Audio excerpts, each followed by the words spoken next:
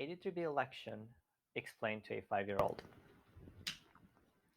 Well, 83B election allows for recognizing income from restricted stock at the time the stock is granted.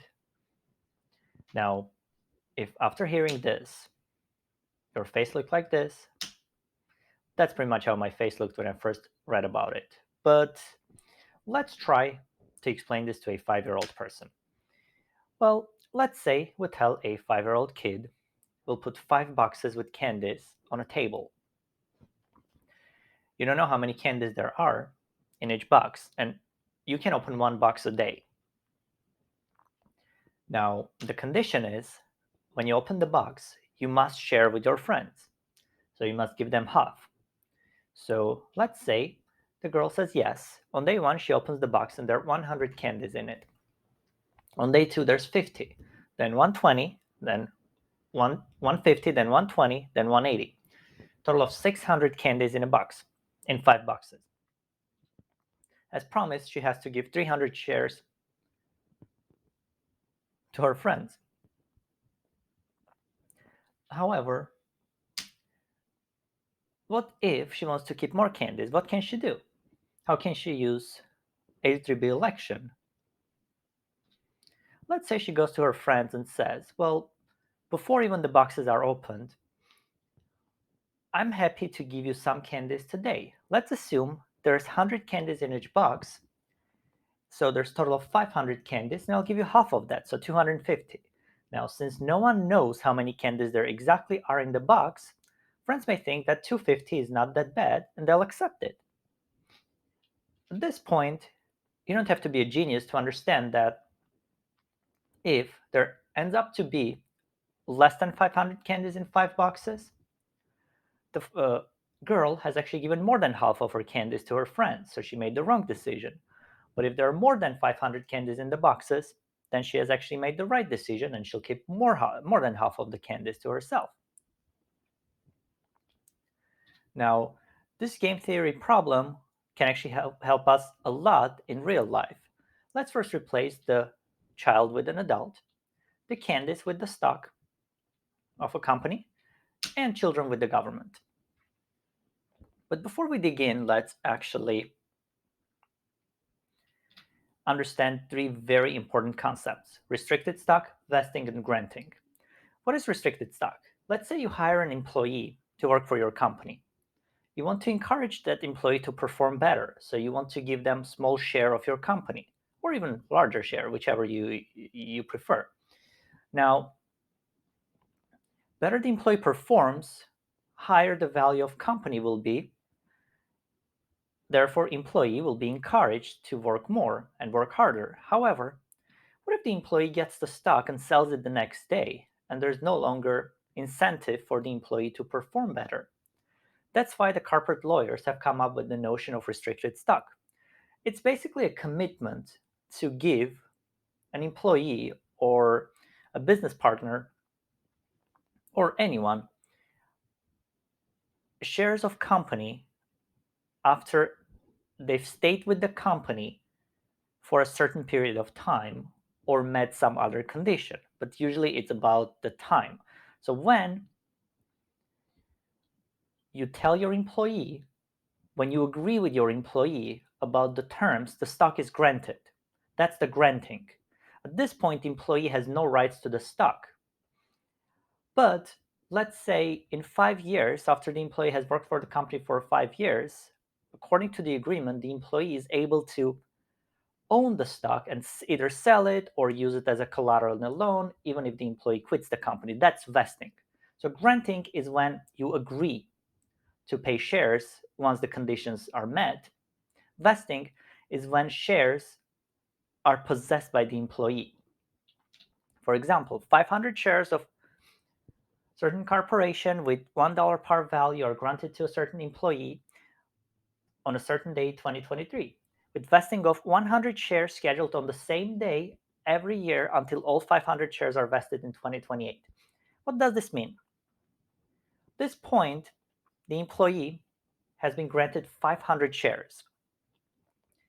How many shares can the employee sell? 0. How many shares can the employee use as a collateral to get a loan? 0. If the employee quits the job, he or she will lose all the shares.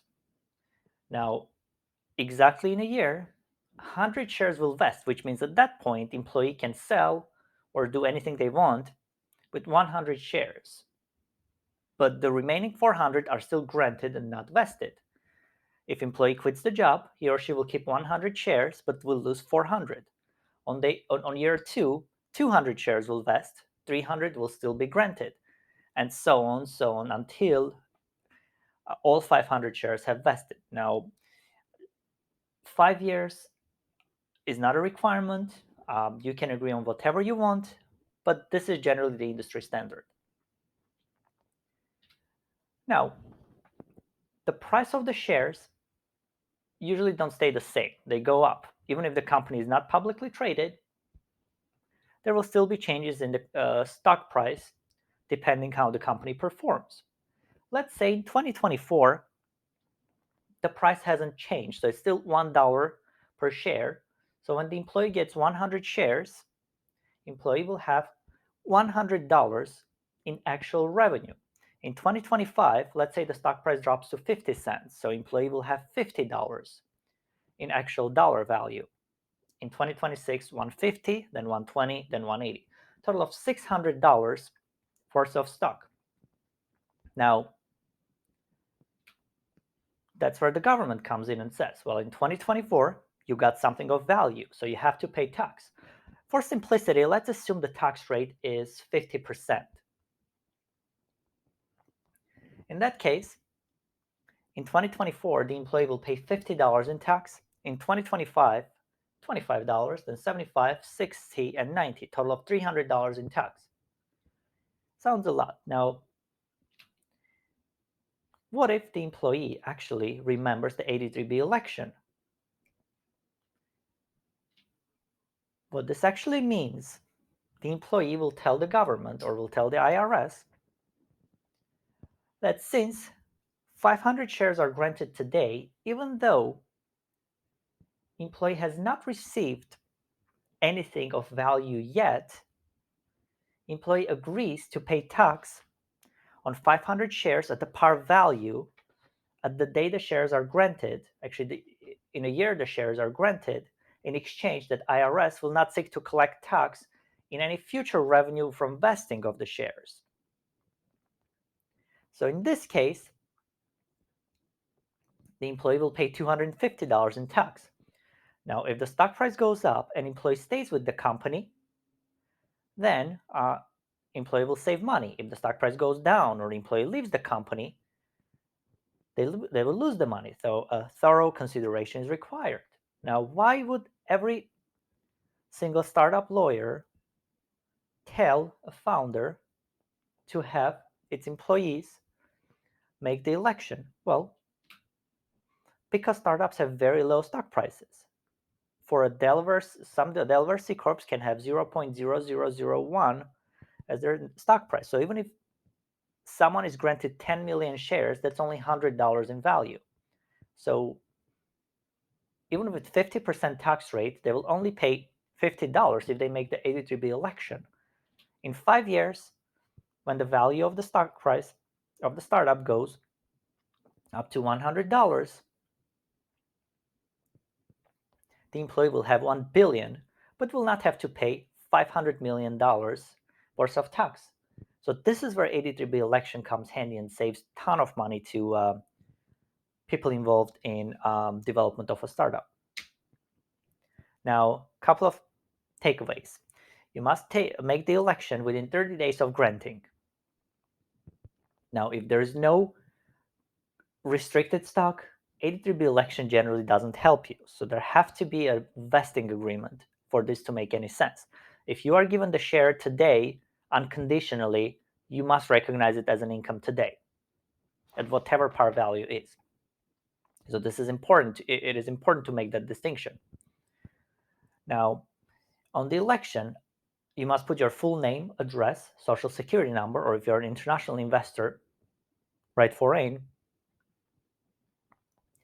and the description of the stock. Also sign and mail it to IRS. There are different addresses. Look up on IRS's website where to mail 83B form. You will see based on the location you are where you should mail that to. In general, if you mail it to the wrong location, IRS will forward it to the correct place, but you don't want to take any chances with that.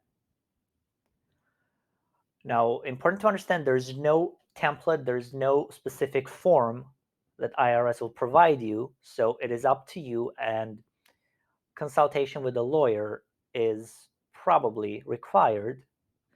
And this is not a legal advice, but this is more or less how an 83B election may look, put in the correct colors. So on top, you would say Section 83B election. You'll put your name, your address, social security number, intention to make the 83B election in regards to number of units of restricted stock of the company that were granted on a specific date with a specific par value for a specific year, and then you sign on date.